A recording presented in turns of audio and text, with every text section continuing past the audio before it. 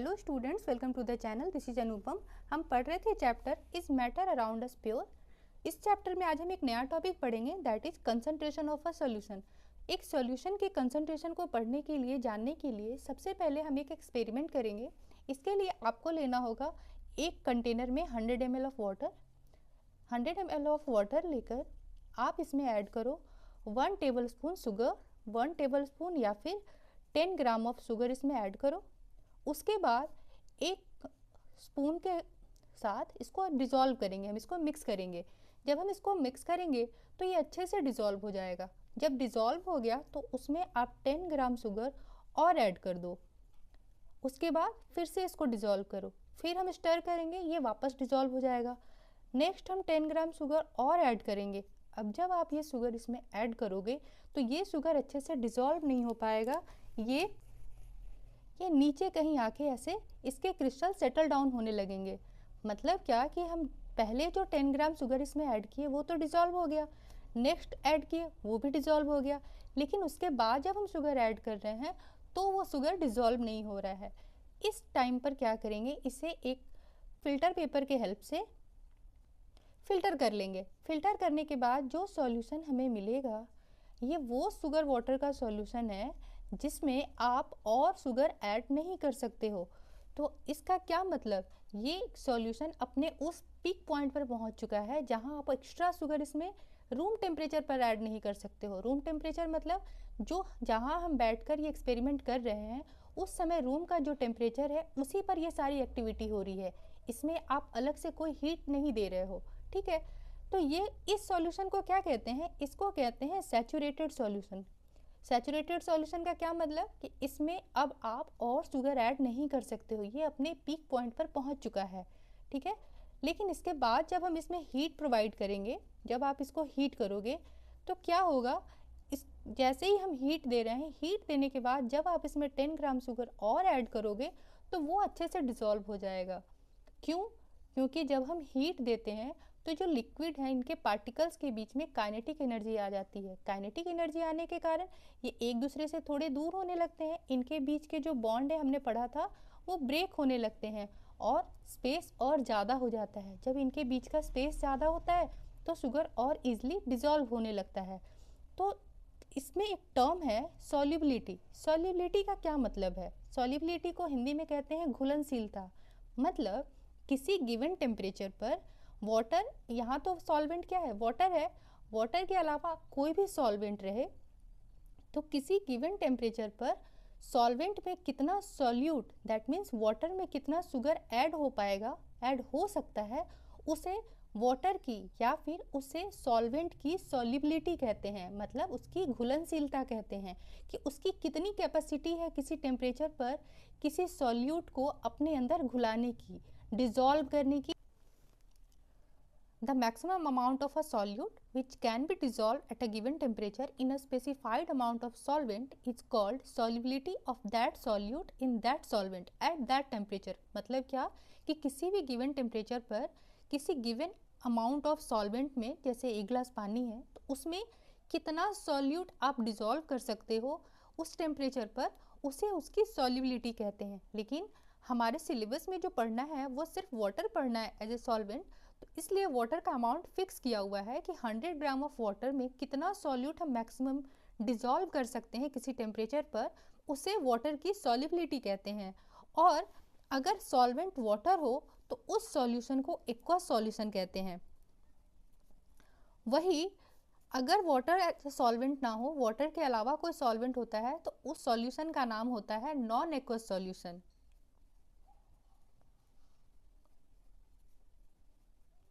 मतलब इसका डेफिनेशन देखते हैं हम। जब सॉल्वेंट वाटर है, that is a solution where the solvent is water, तो उस सॉल्यूशन को क्या कहेंगे, एक्वस सॉल्यूशन। और वाटर के अलावा कोई दूसरा liquid as a solvent use हो रहा है तो उसे कहते हैं नॉन एक्वस सॉल्यूशन। अब हम देखेंगे सॉल्यूशन की कुछ प्रॉपर्टी, मतलब सॉल्युबिलिटी की कुछ प्रॉपर्टी देखेंगे कि सॉल्युबिलिटी कब इंक्रीज करती है और कब डिक्रीज करती है। The next topic is effect of pressure and temperature on solubility. Solubility पर प्रेशर और टेम्परेचर का क्या इफेक्ट होता है। तो हमने देखा था कि जब हमारा सॉल्यूशन सैचुरेटेड हो गया था, दैट मीन्स उसमें और शुगर डिज़ोल्व नहीं हो रहा था, फिर जब हम उसको हीट किए मतलब टेम्परेचर इंक्रीज़ किए, और जैसे ही टेम्परेचर इंक्रीज़ किए तो हम इसमें और शुगर को ऐड कर पा रहे थे, डिसॉल्व कर पा रहे थे। यहाँ से हमने क्या नोटिस किया कि जैसे ही टेम्परेचर इंक्रीज़ करते हैं तो सॉलिड का लिक्विड में सॉल्युबिलिटी इंक्रीज़ कर जाती है, मतलब solubility increases when temperature increases. जैसे ही टेम्परेचर इंक्रीज़ किया हमने सॉल्युबिलिटी इंक्रीज़ हो गई। ऐसा क्यों हुआ? क्योंकि जब हम टेम्परेचर को इंक्रीज़ किए तो लिक्विड के जो पार्टिकल्स थे उसकी काइनेटिक एनर्जी इंक्रीज़ कर गई और इनके बीच का बॉन्ड ब्रेक होने लगा, और ये एक दूसरे से दूर जाने लगे। मतलब क्या, इनके बीच का स्पेस, जो इंटरमॉलिक्यूलर स्पेस है, वो इंक्रीज़ करने लगा। वो स्पेस इंक्रीज़ करने के कारण इसमें जो सॉलिड है शुगर, वो और अच्छे से ईजिली डिसॉल्व होने लगा। लेकिन इस केस में जब हम प्रेशर इंक्रीज़ करेंगे या फिर डिक्रीज़ करेंगे तो सॉल्युबिलिटी पे कोई फ़र्क नहीं पड़ेगा, नो चेंज इन सॉल्युबिलिटी। लेकिन अगर हम बात करें गैस का लिक्विड में, तो लिक्विड के अंदर अगर गैस मिक्स करना हो, जैसे आपने देखा है सोडा वाटर में क्या होता है, कार्बन डाइऑक्साइड गैस लिक्विड में मिक्स होता है। तो इस केस में जब हम टेम्परेचर इंक्रीज़ करेंगे, इस लिक्विड का टेम्परेचर जब इंक्रीज़ किया जाएगा तो इसकी सॉल्युबिलिटी बढ़ेगी या कम होगी? क्या होगी? जैसे ही टेम्परेचर इंक्रीज़ करेंगे तो गैस के मॉलिक्यूल का भी टेम्परेचर इंक्रीज़ होगा, गैस के मॉलिक्यूल की काइनेटिक एनर्जी इंक्रीज़ होगी, और जब गैस के मॉलिक्यूल की काइनेटिक एनर्जी और बढ़ जाएगी, क्योंकि काइनेटिक एनर्जी किसके पार्टिकल की ज़्यादा होती है? गैस के पार्टिकल की ज़्यादा होती है kinetic energy in terms of liquid के पार्टिकल की। तो इनके पार्टिकल की एनर्जी तो ऑलरेडी ज़्यादा है, ये ऑलरेडी एक दूसरे से दूर दूर भाग रहे हैं। लेकिन अगर हम टेम्परेचर और इंक्रीज़ कर देंगे, ये पार्टिकल लिक्विड के पार्टिकल से और ज़्यादा दूर जाने लगेंगे, और दूर जाने लगेंगे मतलब इनकी सॉल्युबिलिटी डिक्रीज़ हो जाएगी। तो गैस के केस में जब हम गैस को लिक्विड में मिक्स करना चाहेंगे, इस केस में जैसे ही हम टेम्परेचर इंक्रीज़ करेंगे इसकी सॉल्युबिलिटी डिक्रीज़ कर जाएगी। सॉल्युबिलिटी क्यों डिक्रीज़ कर जाएगी? क्योंकि गैस के पार्टिकल की काइनेटिक एनर्जी पहले तो ज़्यादा थी ही लिक्विड से, लेकिन टेम्परेचर बढ़ाने से और ज़्यादा बढ़ जाएगी, और ज़्यादा बढ़ने के कारण वो आपस में मिक्स नहीं होगी, डिसॉल्व नहीं होगी, बल्कि एक दूसरे से दूर चली जाएगी। लेकिन वही इन केस ऑफ जब हम प्रेशर इंक्रीज़ करेंगे, प्रेशर इंक्रीज़ करने से क्या होगा कि गैस के पार्टिकल जो काफ़ी दूर दूर थे वो अब पास आने लगेंगे, और जब पास आने लगेंगे तो वो लिक्विड के पार्टिकल के साथ मिक्स होने लगेंगे, मतलब सॉल्युबिलिटी इंक्रीज़ कर जाएगी। तो इसका एक बहुत सिंपल सा एग्जांपल है, जब आप वाटर को हीट करते हो, जब हम वाटर को हीट करते हैं कंटेनर में डाल के, तो हमें यहाँ पे वाटर बबल्स, इसमें अंदर में बुलबुला दिखता है। ये जो बुलबुला दिखता है कंटेनर में, ये क्या हो रहा होता है? वाटर के अंदर जो भी गैस है वो बाहर निकल रहा होता है। बाहर निकल रहा है मतलब क्या हो रहा है कि हमने यहाँ क्या किया, टेम्परेचर बढ़ाया और गैस बाहर निकल रहा है, मतलब इसकी सॉल्युबिलिटी डिक्रीज़ कर रही है। तो यहाँ से भी ये प्रूफ हो गया कि जब हम गैस को लिक्विड में मिक्स करेंगे तो उस समय सॉल्युबिलिटी प्रेशर के डायरेक्टली प्रोपोर्शनल होगा और टेम्परेचर के इन्वर्सली प्रोपोर्शनल होगा, ठीक है। लेकिन वही जब हम सॉलिड को लिक्विड में मिक्स करेंगे तो इस पर प्रेशर का कोई इफेक्ट नहीं पड़ेगा, लेकिन टेम्परेचर के ये डायरेक्टली प्रोपोर्शनल होगा। टेम्परेचर जितना इंक्रीज़ करेंगे सॉल्युबिलिटी भी उतनी ही इंक्रीज़ करेगी। तो अब हमने वहाँ देखा था कि जो शुगर हमें बाद में मिला था, शुगर प्लस वाटर सॉल्यूशन, जिसमें हम और शुगर ऐड नहीं कर पा रहे थे, इसे हम क्या कहते हैं? Saturated solution. लेकिन अगर आप एक गिलास पानी में सिर्फ 1 टेबलस्पून शुगर ऐड करो, 1 टेबलस्पून शुगर हमने ऐड किया, इसका मतलब क्या कि इसमें हम और शुगर तो ऐड कर सकते हैं, यानी कि ये अपने मैक्सिमम कैपेसिटी तक नहीं पहुंचा है। इसका मतलब ये कैसा सॉल्यूशन है? ये अनसैचुरेटेड सॉल्यूशन है। That means a solution in which the maximum amount of solute has been dissolved at a given temperature. Given temperature पर अगर maximum amount of solute dissolve हो चुका है तो उस solution को saturated solution कहते हैं। लेकिन उसी given temperature पर अगर maximum amount of solute dissolve नहीं हुआ है, मतलब उसमें अभी आप और dissolve कर सकते हो solute को, तो वैसे solution को unsaturated solution कहते हैं। और एक सॉल्यूशन में कितना अमाउंट ऑफ सॉल्यूट है, एक सॉल्यूशन में मतलब एक सॉल्वेंट के अंदर कितना अमाउंट ऑफ सॉल्यूट है, उसे उस सॉल्यूशन का कंसंट्रेशन कहते हैं। मतलब यहाँ पे अगर आपने 1 टेबल स्पून शुगर ऐड किया और यहाँ पे आपने उतने ही अमाउंट ऑफ वाटर में 2 टेबल स्पून शुगर ऐड किया, तो इसकी कंसंट्रेशन ज़्यादा है और इसकी कंसंट्रेशन कम है। कंसंट्रेशन कम है मतलब इसमें सॉल्यूट ज़्यादा है, इसमें सॉल्यूट कम है। तो सॉल्यूट के मास पर, सॉल्यूट के अमाउंट पर ये डिसाइड होता है कि उस सॉल्यूशन का कंसंट्रेशन कितना है। दैट मीन्स कंसंट्रेशन क्या है? कंसंट्रेशन बेसिकली एक प्रोपोर्शन है, एक रेशियो है किसका? सॉल्यूट के मास का एक सॉल्यूशन के मास में। मतलब कंसंट्रेशन ऑफ सॉल्यूशन हम लिख सकते हैं, कंसंट्रेशन ऑफ सॉल्यूशन को हम और कैसे लिख सकते हैं कि amount of solute divided by amount of solution. मतलब सॉल्यूशन में कितना सॉल्यूट है। सपोज आपने 100 ml वाटर लिया, 100 ml वाटर, इसमें पहले 1 टेबल स्पून शुगर ऐड किया, ठीक है, कितना ऐड किया शुगर? 1 table spoon. अब आपने उसी में 100 ml वाटर में 2 टेबल स्पून शुगर ऐड किया, ठीक है। तो अभी आपका कंसंट्रेशन इंक्रीज हुआ या डिक्रीज हुआ? कंसंट्रेशन इंक्रीज हुआ। तो हम क्या इंक्रीज कर रहे हैं? सॉल्वेंट तो फिक्स है, सॉल्वेंट फिक्स है 100 ml, इंक्रीज क्या कर रहे हैं? सॉल्यूट, सॉल्यूट की क्वांटिटी को इंक्रीज कर रहे हैं। तो सॉल्यूट जैसे जैसे इंक्रीज हो रहा है कंसंट्रेशन भी इंक्रीज हो रहा है। लेकिन अगर मैं नेक्स्ट सिचुएशन में सॉल्यूट इतना ही रहने दूँ, 2 टेबल स्पून, अगर नेक्स्ट सिचुएशन में सॉल्यूट उतना ही रहने दूँ, दैट इज़ 2 टेबल स्पून, लेकिन सॉल्वेंट इंक्रीज कर दूँ। यहाँ सॉल्वेंट कितना था? 100 ml, वाटर कितना है? 100 ml। अब हमने यहाँ पे 200 ml वाटर लिया, कितना वाटर लिया? 200 ml वाटर। तो इस केस में क्या हुआ? क्या कंसंट्रेशन इंक्रीज हुआ? क्या सॉल्यूशन कंसंट्रेटेड हुआ? नहीं, यहाँ पे डाइल्यूशन इंक्रीज हुआ।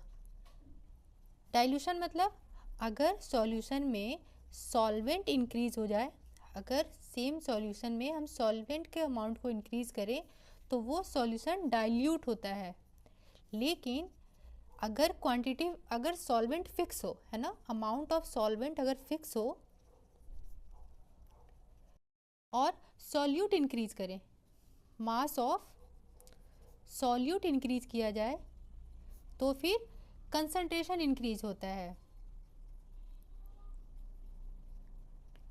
ठीक है।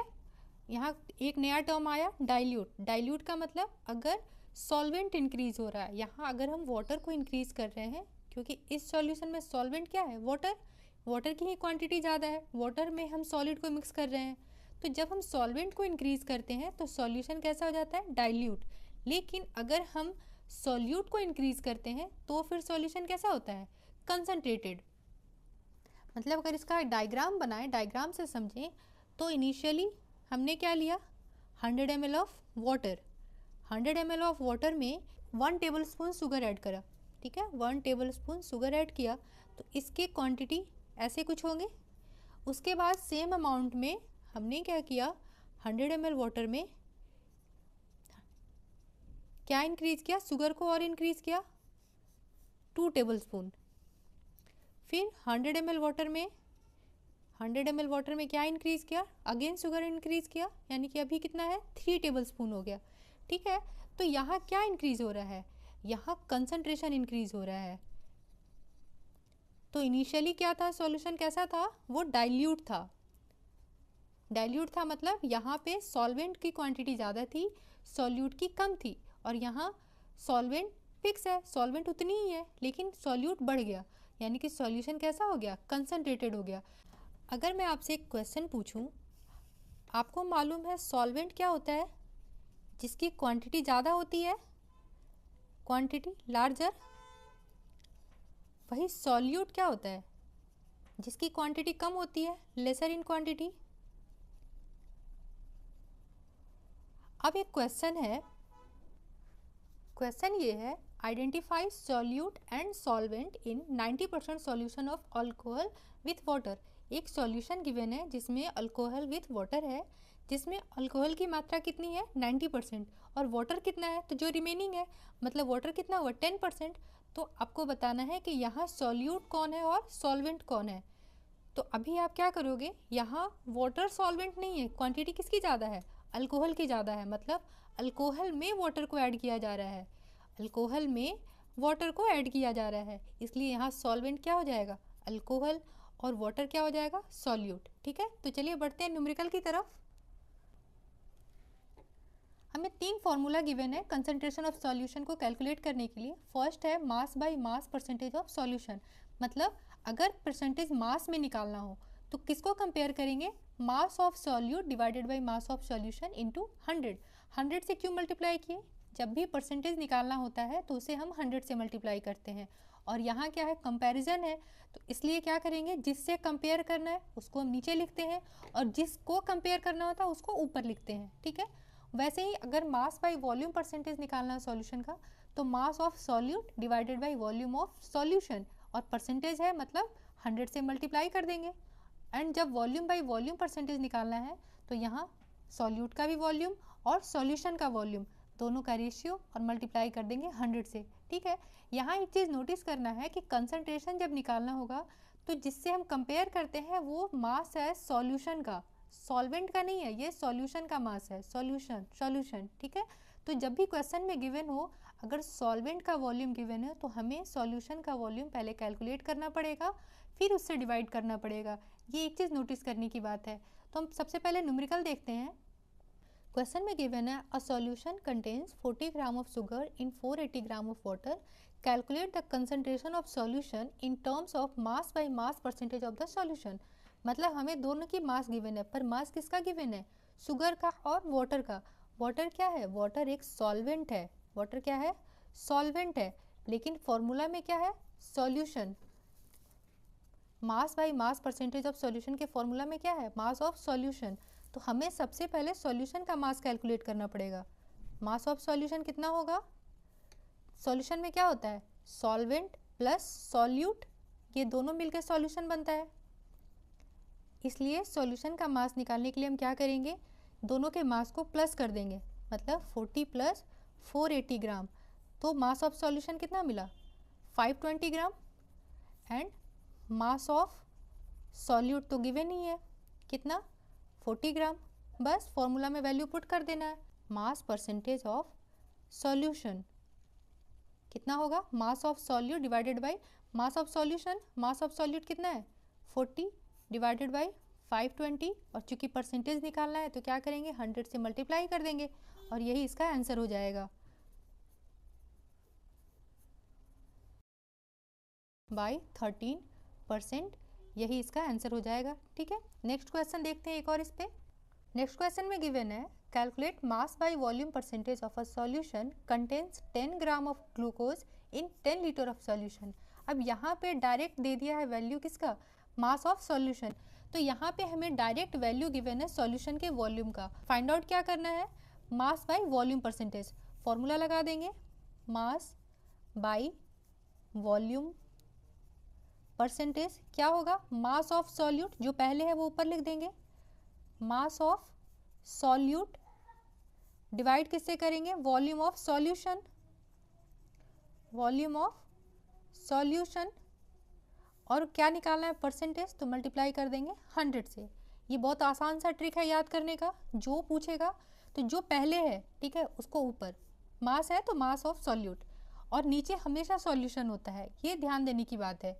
अगर सॉल्वेंट का वॉल्यूम गिवन हो तो सबसे पहले हमें सॉल्यूशन का वॉल्यूम निकालना पड़ेगा, सॉल्यूशन का मास निकालना पड़ेगा। ठीक है, मास ऑफ सॉल्यूट कितना गिवन है 10 ग्राम, सॉल्यूट यही है यहाँ पे, तो 10 gram divided by volume of solution कितना है 10 लीटर इंटू 100, क्या हो जाएगा 100%। नेक्स्ट क्वेश्चन क्या गिवन है, to make a saturated solution 40 gram of sodium chloride is dissolved in 100 gram of water. किस में डिजॉल्व किया जा रहा है 100 ग्राम ऑफ वाटर में, किसको 40 ग्राम ऑफ सोडियम क्लोराइड को, तो सॉल्यूट क्या है यहाँ पे मास ऑफ सॉल्यूट कितना है 40 ग्राम ऑफ। ठीक है, ये क्या है 100 ग्राम ऑफ वाटर क्या है, ये सॉल्वेंट है, ये सॉल्यूशन नहीं है, यहाँ सॉल्वेंट गिवन है, कितना मास है इसका 100 ग्राम, क्या पूछा जा रहा है, find its concentration at this temperature, मतलब जिस टेम्परेचर पे इसके मास गिवन है इसी टेम्परेचर पे हमें कंसंट्रेशन बतानी है। तो कंसंट्रेशन कैसे बताएंगे, दोनों का मास गिवन है, तो परसेंटेज मास क्या होगा, mass of solute divided by mass of solution multiply by 100, क्योंकि परसेंटेज निकालना है। अब यहाँ क्या देना है, मास ऑफ सॉल्यूशन, हमें क्या गिवन है, मास ऑफ सॉल्वेंट, तो सबसे पहले हम क्या कैलकुलेट करेंगे, मास ऑफ सॉल्यूशन, और ये क्या होता है, सॉल्यूट प्लस सॉल्वेंट का मास, तो दोनों को हम प्लस कर देंगे, 40 प्लस 100 दैट मीन्स ये हो गया 140, यही यहाँ पे पुट कर देंगे। मास ऑफ सॉल्यूट कितना है, 40 डिवाइडेड बाई 140 इंटू 100, मतलब 200 डिवाइडेड बाई 7 परसेंटेज, ये इसका आंसर हो जाएगा। तो इस क्वेश्चन में क्या था कि हमें डायरेक्ट सॉल्यूशन का वॉल्यूम गिवन है, यहाँ पे डायरेक्ट सॉल्यूशन का वॉल्यूम गिवन है, बट यहाँ पे सॉल्यूशन का वॉल्यूम नहीं गिवन है, यहाँ सॉल्वेंट और सॉल्यूट का वॉल्यूम गिवन है। तो यही ध्यान देने की बात है जब भी न्यूमेरिकल सॉल्व करना है, क्योंकि हमें फॉर्मूला में वॉल्यूम पुट करना है सॉल्यूशन का, मास पुट करना है सॉल्यूशन का, तो इसको देख के कैलकुलेट करना है। So that's all for today, मिलते हैं नेक्स्ट वीडियो में, तब तक बने रहें चैनल पे। Thank you.